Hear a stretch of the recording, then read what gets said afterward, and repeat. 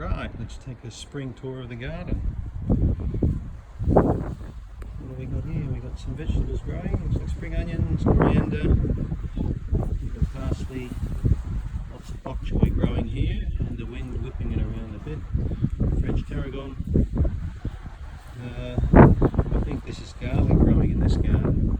And nice red lettuce. And these are red onions. These are really nice in salads. And lots of fresh celery here. This celery is growing really quickly and beautifully too. This will be nice in salads this summer. Mizuna, Japanese lettuce. And we've got some baby beetroots here. Florence fennel. Now this is nice with fish. And zucchini there, baby zucchini. And we've got a lovely David Austin English rose that's going to flower there soon. Another David Austin rose. This one's got beautiful perfume when it flowers. So this is the citrus garden. We've got about almost 30 citrus trees in this garden. You can see everything here. See from this angle, yeah, right across there. So it's quite a big garden, this one. So we've got, I think, 4 types of lemons, 3 types of limes, 2 types of oranges, the blood orange and I think the Valencia. This is a really healthy grapefruit called Star Ruby. So this is a pink grapefruit. This one's really high in flavonoids. This is a very healthy food. And then we've got 7 different mandarin trees, which all flower sort of all around each other, which gives me like a 6-month pick of mandarins. I have a long period of picking mandarins. We all love mandarins. That's a beautiful lemon. Some of this lemon, this is my favorite lemon here. This is Lisbon. This is a beautiful sour lemon, a really nice lemony flavour for salads. It's beautiful. And it looks like one of our first beehives over here. Yeah, this beehive's doing all right. This one got a new queen, I think last spring. She's still going all right. So here again, the citrus again. Now we come around here, and we've got to go over here. So this is the main front garden I have. I've only got a quarter acre, but here I'll just pan around and you can see that basically where fruit trees are at the back there, the avocado trees there in the back behind the fruit cage. So if we walk down this lane, we'll see some apple trees here. I think this is a, I can't remember the name of it. I think this is a Golden Delicious, one of my favourites. And this is a Granny Smith, very nice cooking apple. This is a Royal Gala, beautiful. And then we've got some really old-fashioned varieties along here from Austria and Russia and different countries. These are all high flavonoid apples. So I picked the healthiest apples. And of course we've got a nice crop of broad beans here coming in for spring, early summer. I love broad beans cooked up. They're very tasty, full fibre, and they're excellent to eat. Here we've got 4 heirloom tomatoes, so really old tomatoes. Evil, they've got lectins in them. We shouldn't be eating lectins. We're going to die. What a load of crap. Look at that beautiful tomato. How can that be bad for you? We've got some nice leeks over here, baby leeks. We love eating leeks, especially these baby ones. They're very juicy. And someone's calling out. We've got, again, huge big bunch of celery here. So this is one of my favourite foods in summer. We've got lots of celery. Now you need to be careful with celery because when you buy it, it's generally sprayed. It's heavily sprayed. So even be wary of organic, so-called organic people, because many people spray to get bugs off. I don't do that. Here's a nice pear tree, 3 different pears. So this one's already flowered, so you can see the flowers near here will slowly turn to tiny baby pears. You see the baby pears there? So we've got Peckham, I think Peckham pear is this one, which is a nice eating one. This top one's Doyen de Camise, a beautiful dessert pear. This would have to be the nicest dessert pear you can get. And this is, I think, Winter Nellis, which is a cooking pear. I love cooking this pear in masala or a nice red wine with some honey. This is a beautiful pear for dessert. So over here, we've got loads more beehives, of course. We've got a nice patch of rhubarb in the corner here. Yeah, this is great stuff. Some people say it's bad for you. It's got oxalic acid in it. And I'll tell you what, it's full of fibre, ton of vitamin C, and you make a lovely crunchy dish with that. Nice dessert. And here you can see some nice baby apricots coming in.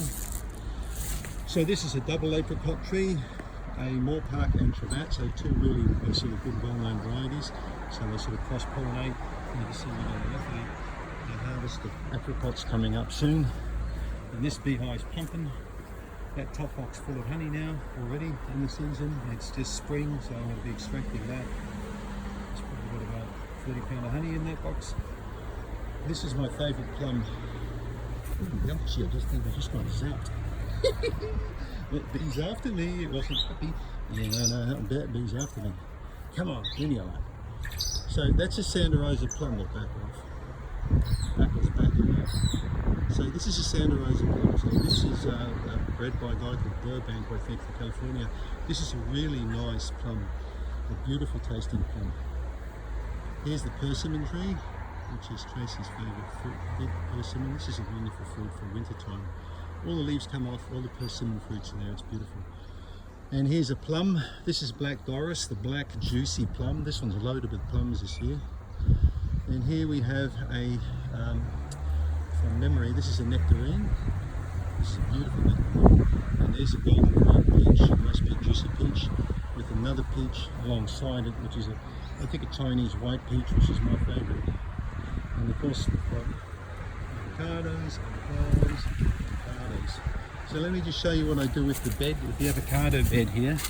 I look after my garden. So this bed's been underplanted first with, I've cut the avocado leaves right back. I've let the branches all die with the leaves. I've stripped the leaves off. I'll put about 1.5 inches, 2 inches of leaves over this whole surface of dead avocado leaves, and then I put some straw down. So this is a wonderful mulch. So it's a high, the bed's quite high, as you can see. One of my patients from South America is an avocado grower, and he said you're really going to get good avocados if you grow them off the ground. Full of flowers, ready to come out again, full of fruit from last season. We've probably got about 300 fruit on these two trees, so not a bad investment for 60 bucks. I mean, you've got to admit, the gift that keeps on giving, isn't it, a fruit tree? So let's have a look at this fruit cage. We'll come around. I think we got someone up here who wants to say hi to me. Hello. Hello, Jessie. So this is my girl. This is my little African grey girl. Hello. You been a good girl? So here we got two cherry. Ooh, yeah. Here we got two cherry trees. And these cherries now, I think, are in their 3rd year only. Got lots of flowers, so there'll be some nice cherries on these trees. These are the sweet, juicy ones, so we'll just walk back. So these are fanned. You can see I fanned out the branches. And here's our nice little strawberry garden. So we've got about 150 strawberry plants in this bed here. So we'll get a nice feed this year. And you can see we're starting to develop a few strawberries. So within about 6 weeks, this will be full of leaf. And there'll be loads of strawberries on this. And here we got the blueberries, my favourite. You can see plenty of blueberries developing here. So the bees have been all over this. Look at that, beautiful growth. We've had 110 millimeters of rain in the last 2.5 days. That's almost 4 inches of rain in our place. I measured it with the rain gauge in the last, I think, 3 days. So hence you can see the nice little flowers here coming up. So this will yield from probably mid to late November. It'll yield fruit all the way through to March. So here is our wonderful raspberry patch all along here. So these are old English raspberries. Now these are teeming with bees all over it. You can see bees buzzing everywhere. My little girls are working flat out for me to give me honey and to pollinate these beautiful flowers, because they're all going to turn into wonderful raspberries, which are probably one of my favourite sweet treats for breakfast every morning.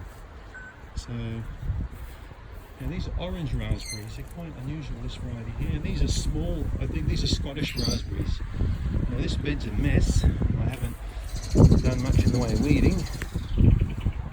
I'll just show you down here. So these are black currants. These are the healthiest food I'm growing out of everything. Now look at these red currants. These are all coming along beautifully. These are lovely. They're sort of a sweet, sour, kind of a berry. They're very, very high in flavonoids again. Vitamin C, of course. Blackcurrant's known to be one of the richest sources of natural vitamin C and bioflavonoids. So if you can grow some blackcurrants, I recommend you grow them. And also you can use these leaves for a really nice tea. So look at that nice big row there. So that's the fruit cage. It's quite a big cage. And then I think we've got Tracy's vegetable garden also over here. Let's have a look. Yeah, so here Tracy's got a few things planted. Looks like a courgette. What have we got here? Some cucumbers. Tracy loves coriander, so we've got lots of coriander growing. Lettuces, an eggplant. What's this again? This looks like a cauliflower pastures used by day. And kale. So this is going to be kale chips. So these will all be chopped up and then probably just roasted in the oven with a bit of sea salt and a bit of olive oil. That will come out beautiful. Nice snack. And we've got some spinach that's still got a little bit of used-by in it.